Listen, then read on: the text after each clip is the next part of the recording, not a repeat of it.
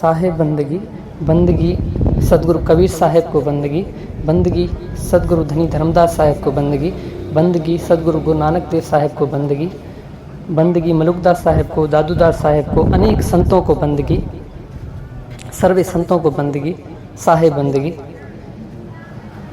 साहेब नाम। तो आज की हमारी सत्संग का जो विषय है वो ये है कि जाप, अजप्पा, अनहद और सुरत शब्द योग किसे कहते हैं और जाप में और सिमरन में क्या भेद है। तो सत्संग शुरू करने से पहले मैं आपसे निवेदन करूंगा कि सत्संग को पूरा सुनें और सत्संग को शेयर करें, जैसे सभी सत्य का लाभ ले सकें और सत्संग को समझ सकें। तो सत्संग शुरू करते हैं। तो प्रथम तो मैं ये बात कहना चाहता हूँ आपसे कि हमें जो है आज के जो गुरु हैं, जिनको खुद को पता ही नहीं है कि सिमरन में और जाप में क्या भेद है, क्या कर रहे हैं भूले शिष्यों को, जो भूले हुए हैं। भूले हुए इसलिए कहते हैं क्योंकि उनके पास ज्ञान नहीं होता, इसीलिए तो गुरु के पास जाते हैं, गुरु जी हमें ज्ञान दें। और गुरुओं के पास भी सत्य ज्ञान होता नहीं है, तो फिर वो क्या करते हैं, उनको और भ्रम में डाल देते हैं, यानी उनको सत्य ज्ञान नहीं देते। अब साहिब ने कहा है, सिमरन कर ले रे मनवा तेरी बीती उम्र हरि नाम बिना, यानी सिमरन कर ले उस परमात्मा का, और उसके सिमरन के बगैर तेरी उम्र ऐसे ही जा रही है।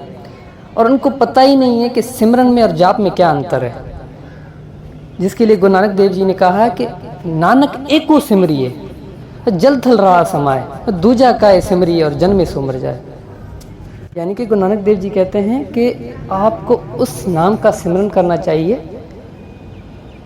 ना कि उस नाम का जाप। नानक एक को सिमरिए जल थल रहा समाए, और नाम भी वो जो कभी मरता ना हो, उस नाम का सिमरन करना है। अब गुरुओं से पूछे कि ऐसा कौन सा नाम है जो मर नहीं रहा। अब हम जो हमें गुरु, आज के गुरु जो हैं हमें नाम दे रहे हैं, ओम सोम दे रहे हैं, सत्य कबीर दे रहे हैं। अब देखिए इनकी सीमा है, ये ख़त्म होने वाले, ये मरने वाले हैं। ओम सोहम, अब ये इसकी सीमा ख़त्म हो गई, यानी ये ख़त्म हो गया। तो ऐसा कौन सा नाम है जो कभी ख़त्म ही नहीं होता, उस नाम का हमें सिमरन करना है और उस नाम को जानना है। तो विषय ये था कि सिमरन और जाप में क्या अंतर है। प्रथम तो जाप का अर्थ है किसी चीज़ का रटन करना, जैसे हम राम राम राम राम करते हैं, जैसे हम कृष्ण कृष्ण करते हैं, जैसे हम ओंग सोंग करते हैं, जैसे हम सोहंग सत्य कबीर करते हैं। ये क्या है, ये रटना है।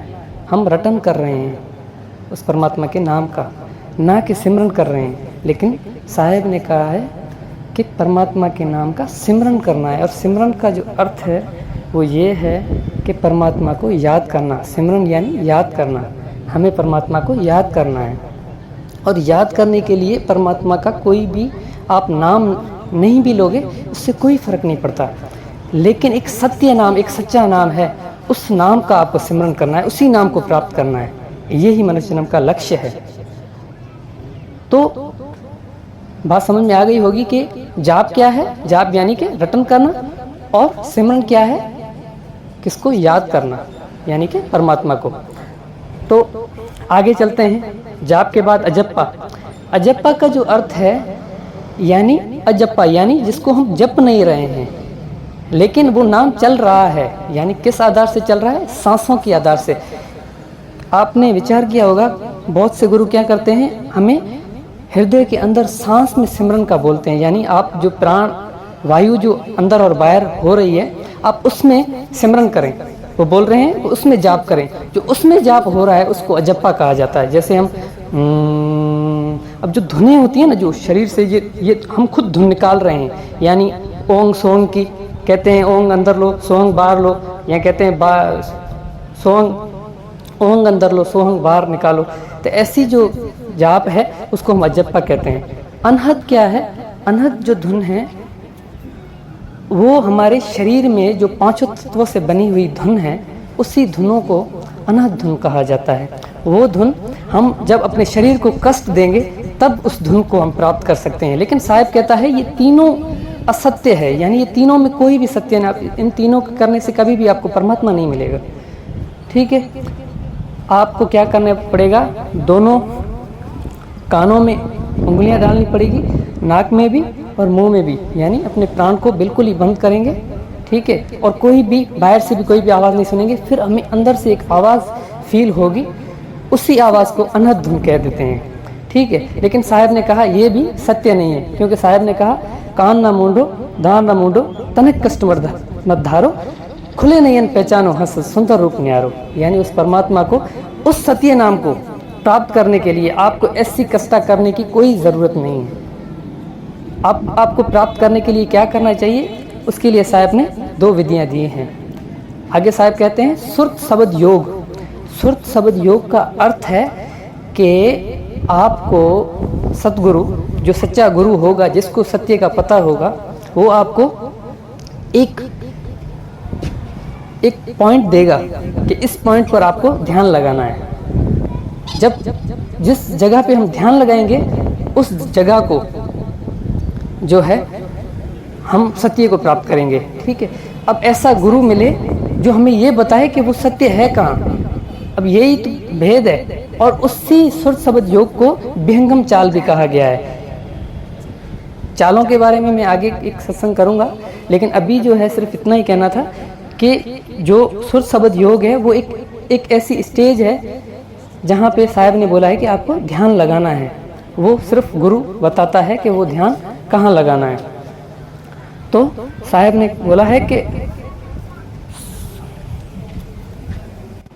सुबद विहंगम चाल हमारी, कहे कबीर सतगुर दे तारी, इंड पिंड के पार स्वदेश हमारा है। यानी कि सुबद विहंगम चाल, यानी अपनी सूरत को पंछी की चाल के आधार से लेके जाना है। और वो जहाँ पे स्थान लगेगा, जहाँ पे आपको ध्यान लगाना है, जिस स्थान पे, वो स्थान पिंड और ब्रह्मांड दोनों से न्यारा है। इंड और पिंड, ब्रह्मांड, इन तीनों से न्यारा है। वो इन तीनों जगहों पे ध्यान आप नहीं लगा सकते, क्योंकि ये तीनों ही ख़त्म होने वाली है। अब ये तीनों चीज़ें ख़त्म होने वाली है, तो हम इस पर ध्यान लगाएंगे तो जब हम मर जाएंगे, जब ये शरीर त्यागेंगे, तब तो हम भी ख़त्म हो जाएंगे, क्योंकि हम ध्यान ही ऐसी जगह का लगा रहे हैं। तो हमें ऐसा सद्गुरु करना चाहिए जो हमें ऐसा भेद दे कि हमें ध्यान लगाना कहाँ है, कैसे हम उस सत्य को प्राप्त करें और कहाँ हम ध्यान लगाएं। तो आज का विषय हमारा यही था, और आज के लिए बस इतना ही। साहे बंदगी सतनाम।